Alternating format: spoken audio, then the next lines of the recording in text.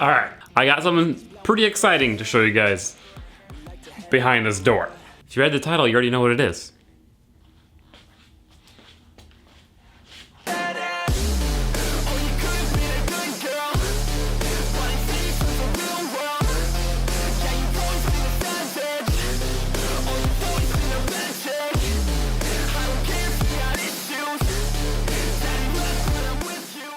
So yeah, the battle van is up and running. I want to go ahead and give a quick thanks to our sponsors for this video, carmarshal.com. Carmarshal.com can help you guys save thousands of dollars on thousands of new or used vehicles online. I'll have a link in the description down to their website if you want to go look at some vehicles, save yourself some money. As I said before, don't buy a rusty Toyota Previa. It's raining now. I love myself some rain, but not when you don't have working windshield wipers. I swear every time I try to drive this thing, it starts raining and these things don't work. So yeah, the battle van is fixed. I fixed the brakes, kind of. As long as you're not going like above 30 miles per hour, they work. I fixed the coolant leak. No longer leaking coolant. That's good. We don't overheat and we don't spew our guts everywhere. Oh, I tried to do spark plugs. Turns out you literally have to remove the engine in order to do the spark plugs on this car, so didn't do those. So it still misfires, but oh well. It's gonna get real hot in here real quick. I wonder if AC works. I doubt it does. Oh. Pretty much what I decided I'm gonna do with this thing, we're going to just off-road the crap out of it. It's not safe to drive on the street. It's not, I don't want to sell it to a person because it'll die. So we're just going to do a couple things, put a winch on it, put a roof rack on it, and then off-road it until it dies, and then just junk it out. I feel like that's the best way to go about things. I guess we're gonna drive it, but I can't see anything, so. It's such a shame, because if this thing was just a cleaner Previa, if it didn't have so many issues when we bought it, it would be awesome. We're moving in the battle van. Oh, it still rubs a little bit. I fixed it enough so we could drive. That's pretty much just what I did for everything though. Just enough so we can drive it. Just enough. It works just enough, just barely.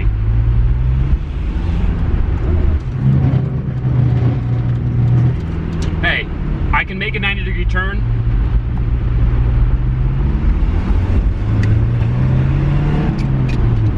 See, it stutters a little bit. It's more just like scary to drive. Like, I'm going 25 miles per hour and there's just rattles and I don't feel safe whatsoever. Just watch this, okay? Like, I'm gonna go over this bump, this curve. It doesn't feel half bad. Like, it just, boom, handles it. And the back especially, it feels like nothing. Oh, side step rubbing. And then you have to do like a 2-point turn while you're trying to escape, right? But yeah, it might actually be decent at off-roading. Maybe, probably not.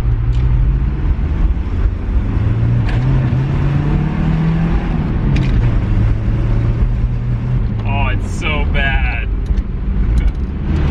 Also, people look at it and just smile. Oh, that's not good.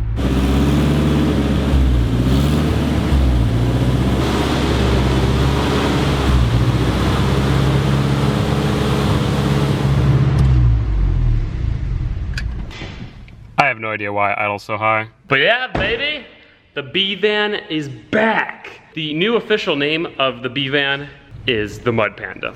I think we all agreed that that's just a perfectly fitting name for this piece of crap. But it looks kind of cool. Hopefully you guys are excited to build a couple things on this MudPanda and then just off-road the crap out of it.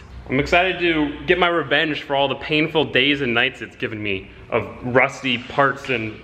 What we're gonna start off today is we're gonna start off by getting ready to make a roof rack. So we're gonna take the old little stock sad excuse for a roof rack off. We're gonna go to the store, get a tube bender, and then build a mount for the tube bender so I can bend some tubes. We're just gonna get a Harbor Freight one. As you saw in the thumbnail, we've got not 2, but 3 massive light bars. And all these 3 are going to go on the roof rack, 2 on the sides, 1 on the front. Huge thanks to Auxbeam for sending out those light bars. We've got a winch going up front because, you know, your boy is gonna get stuck a lot. If we have extra metal, we're gonna build like a ladder and do some other stuff. We're just gonna have fun with it. That's what we're gonna do. It's just gonna be a fun build. Unless something else breaks. If something major breaks, like if it needs a new clutch or transmission or a diff or something, I don't know, we're just gonna get rid of it. Might as well start off by removing this little factory roof rack.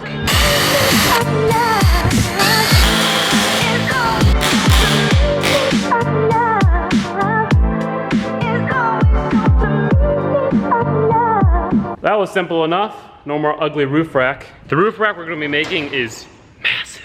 It's gonna be awesome. So let's go ahead and go get ourselves a tube bender and start bending up those tubes for the roof rack. Oh man.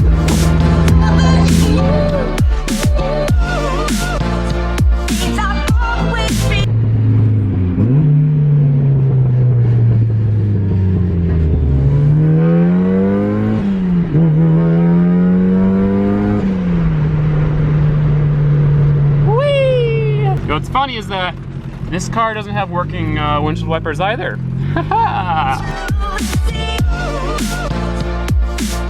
I bought this pipe bender and they said it could bend up to 2-inch piping, but it seems a little small.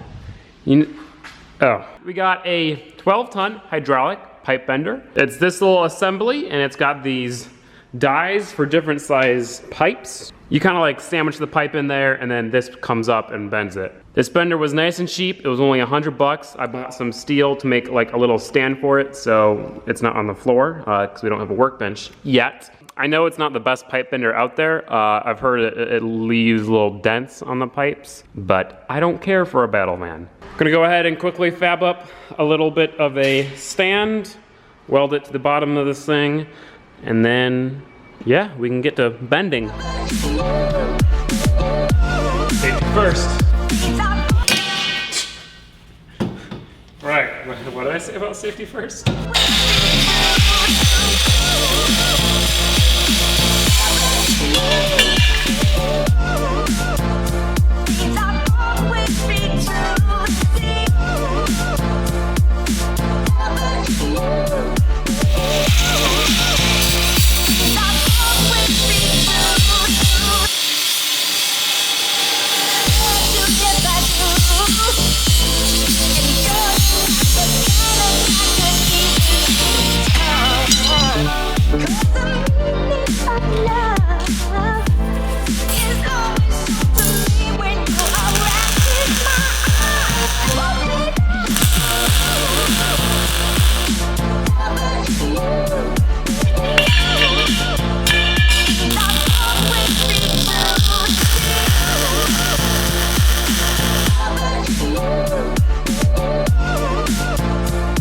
Welds are looking a little bit better. That's not too bad.